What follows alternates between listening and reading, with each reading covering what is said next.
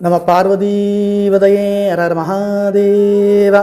ஞானமே வடிவாகிய ஞானமா நடராச பெருமான் திருவருளையும் சித்தாந்த சைவத்தின் ஆதி பரமாச்சாரியார் ஸ்ரீ மெய்கண்ட தேசிக உத்தமருடைய குருவருளையும் திருக்கைலாய பரம்பரை மெய்கண்ட சிந்தானம் திருவாவடுதுறை ஆதீனம் ஸ்ரீலஸ்ரீ 24வது குருமகா சன்னிதானம் அவர்களுடைய குருவருளையும் அடியேன் முதற்கண் முக்கரணங்களால் வணங்குகிறேன். ஏதோ ஒரு காரணத்தினாலேயோ அல்லது வேண்டுதலை முன்னிட்டோ வழிபாட்டு நெறியில் முதல்ல வர்றவங்க பொதுவாக பிரதோஷத்துக்கு வருவாங்க. ஒரு 4-5 வாரம் வரும்போது அங்கே ஏற்கனவே வர்றவங்க பாடுற திருமுறை, குறிப்பாக திருவாசக பாடல்களை மெல்ல பாட ஆரம்பிக்கிறாங்க. அவங்களோட பழக்கம் ஏற்படும் போது இந்த வாரம் ஞாயிற்றுக்கிழமை ஒரு திருவாசக முற்றோதல் இருக்குது, வரீங்களான்னு கேட்ட உடனே ஆர்வ மிகுதியினாலேயும் நம்முடைய கஷ்டமெல்லாம் போகுங்கிற நம்பிக்கையிலையும் உடனே ஒத்துக்கிட்டு போகிறாங்க. அப்படி ஒரு 4-5 முற்றோதலுக்கு போய் அங்கே இருக்கிறவங்களோட ஒரு தொடர்பு ஏற்படும் போது பக்கத்து ஊருக்கு ஒரு உழவார பணிக்கு போகிறோம், வரீங்களான்னு கேட்க எதையும் யோசிக்காமல் சம்மதம் தெரிவித்து உழவார பணிக்கும் போகிறாங்க. ஆனால் 4-5 மாதங்கள் போய் இதுவரைக்கும் ஜோசியர் சொன்னதும் பலிக்கலை, நம்ம கஷ்டம் நீங்கிறது இல்லை, அது கொஞ்சம் கூட குறையவே இல்லையே, இதுக்கு ஏன் ஊராக போய் இப்படி நேரத்தை வீணாக்கணும்னு ஒரு சலிப்பு ஏற்படுது. நாளடைவில் இதெல்லாம் வெட்டி வேலை, பேசாமல் நம்ம வேலையை மட்டும் பார்த்துட்டு இருப்போம்னு கடவுள் மேலே ஒரு நம்பிக்கையே போயிடுது. இது சாதாரணமாக எல்லாருக்கும் வாழ்க்கையில் நடக்கிறது தான். ஆனால் அவங்கள நெறிப்படுத்த ஒரு தந்திரம் இருக்கு. எப்போ அவங்க முற்றோதலுக்கு வர ஆரம்பிச்சாங்களோ அப்பவே அவங்களுக்கு பெரிய புராணத்தை சொல்லி கொடுத்து அவங்களையும் படிக்க வச்சு அதுல ஒரு ஈடுபாடு உண்டாகுமாறு செஞ்சிடணும். பெரிய புராணத்தை படிக்க எவ்வளவு பிரச்சனை வந்த போதும் எப்படி தங்கள் கொள்கையில உரைப்பா இருந்தாங்க, நிறைவா கடவுள் அருள் அவங்களுக்கு கிடைச்சு இன்றைக்கும் அழியா புகழை பெற்று நீடிச்சிருக்காங்கிறது புரியும். இது முதல் நிலை. அடுத்து என்னதான் திருமுறைகளை பாடி வழிபாட்டு நெறியில் நின்னாலும் தவிர்க்க முடியாத இழப்பு, அது பணமாகவோ அல்லது நமக்கு தெரிஞ்சவங்க நம்ம விட்டு நீங்கி போகிறதோ இறந்து போகிறதோ அல்லது நாம் ரொம்ப நம்பின ஒருத்தர் நமக்கு எதிர்ப்பாகி துரோகம் பண்ணாலோ வழிபாட்டு நெறியில் ஒரு தளர்ச்சி வந்து நாளடைவில் கடவுள் நம்பிக்கையே குறைஞ்சு போகுது.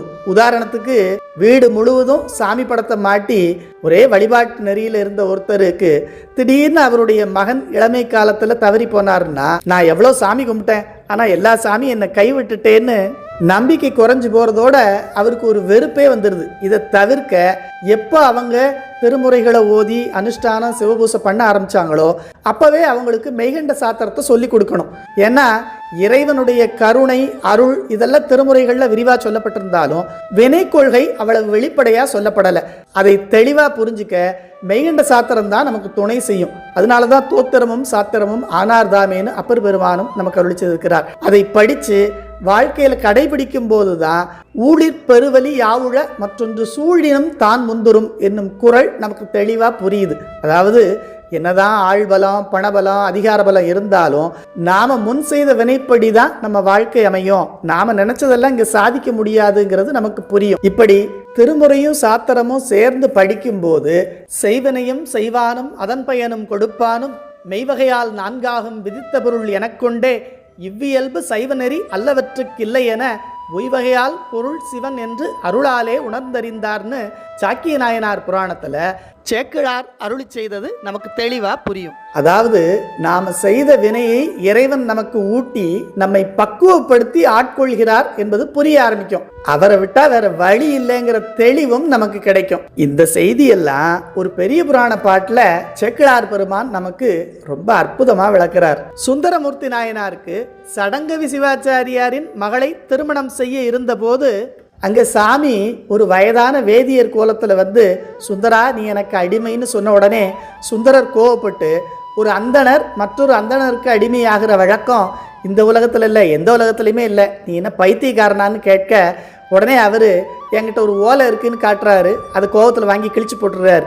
இது படி ஓலை தான், மூல ஓலை என் ஊரில் இருக்குது, அங்கே இருக்க வழக்காடு மன்றத்துக்கு வா நான் நிரூபிக்கிறேன்னு சொன்ன உடனே சுந்தரமூர்த்தி நாயனார் நினைக்கிறாராம், இவரை பார்த்த உடனே இவருடைய தோற்றம் எனக்கு இவர் மேலே பக்தி அன்பு காதல் இதெல்லாம் வருது. ஆனால் இவர் பேச்சை கேட்கும்போது பைத்தியகாரத்தனமாக இருக்கிறதால கோபமும் வெறுப்பும் வருது.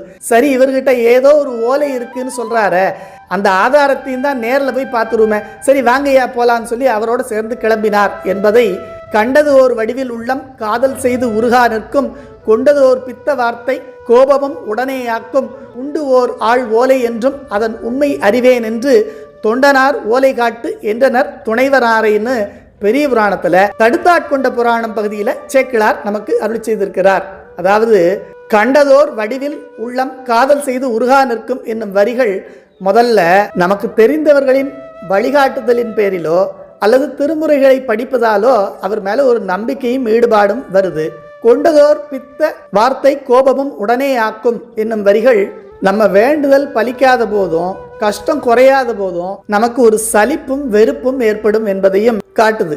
இதில் கண்டது என்பதை நாம கண்டது பிறர் சொல்ல கேட்டதுன்னோ, கொண்டது என்பதை நம்ம வாழ்க்கையில அனுபவமா தெரிஞ்சுக்கிட்டதுன்னு வச்சுக்கலாம். பின்னர் உண்டு ஓர் ஆள் ஓலை என்றும் அதன் உண்மை அறிவேன் என்று வரிகள் பெரிய புராண வரலாற்றாலும் மெய்கண்ட சாத்திரத்தாலும் பெற்ற அறிவும் நாளடைவில் நமக்கு கிடைச்ச அனுபவங்களையும் வச்சு எவ்வளவு கஷ்டம் வந்த போதும் தன் நிலையிலிருந்து மாறாம இருந்த நாயன்மார்களுக்கெல்லாம் சாமியோட அருள் எப்படி கிடைச்சிருக்கு, அதுக்கு ஒரு பெரிய சான்றாக பெரிய புராணம் இருக்கு. அதோட நாம செய்த வினை வேற இருக்க, அதை மெய்கண்ட சாத்திரங்கள் நமக்கு புரிய வச்சுட்டு, அதனால எப்படியும் சாமி நம்ம கூட இருக்கார், நம்மளை கைவிட மாட்டாருங்கிற நம்பிக்கை வந்து என்னதான் நடக்கு பார்த்துருவோமே, அவரை விட்டா வேற வழியும் இல்லைங்கிறதும் நமக்கு புரியுது. அதனால அதன் உண்மை அறிவேன் என்று தொண்டனார் ஓலை காட்டு என்றனர் துணைவனாரைன்னு எப்படி அன்னைக்கு சுந்தரமூர்த்தி நாயனார் பின்னாடி போனாரோ அதே போல நாமளும் சாமி பின்னாடி போக ஆரம்பிச்சிடுறோம்.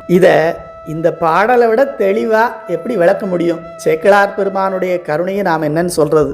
எனக்கு வெறும் வழிபாடு மட்டும் போதும், நான் ஏன் திருமுறையை படிக்கணும்னு கேட்குறவங்களுக்கும், வெறும் திருவாசக முற்றோதல் பண்ணாலே போதுமே, நான் ஏன் மெய்கண்ட சாத்திரத்தில் படிக்கணும், இதெல்லாம் நான் ஏன் தெரிஞ்சுக்கணும்னு கேட்குறவங்களுக்கும் பிரதோஷ வழிபாடு, உழவாரப்பணி, திருவாசக முற்றோதல் இதெல்லாம் ரொம்ப சிறப்புக்குரியது தான். இருந்தாலும் நாம் அந்த நெறியில் நிற்கும் போது ஒருவேளை விதிவசத்தால் நமக்கு துன்பம் வந்தாலும் நாம் இறைவன் மேல் கொண்ட பக்தியில் ஒரு சலிப்போ இல்லை வெறுப்போ வராமல் இருக்கிறதுக்கு திருமுறை பாராயணம், பெரிய புராண செய்திகளை படித்தும் கேட்டும் தெரிந்து கொள்வது, எல்லாத்துக்கும் மேலே மெய்கண்ட சாத்திர ஞானம் எல்லாம் நமக்கு துணை செய்யும். இந்த பதிவு ஒரு தெளிவான விளக்கத்தை கொடுத்து அவர்களுக்கு நல்ல வழியை காட்டும் என்பதில் எந்த சந்தேகமும் இல்லை. அதற்கு ஸ்ரீ மகாலிங்க சுவாமியினுடைய திருவருளும் ஸ்ரீ 24வது குருமகா சன்னிதானம் அவருடைய குருவருளும் நமக்கு துணை செய்யும். சிவா திருச்சிற்றம்பலம். நம பார்வதீபதையே. அரஹர மகாதேவா.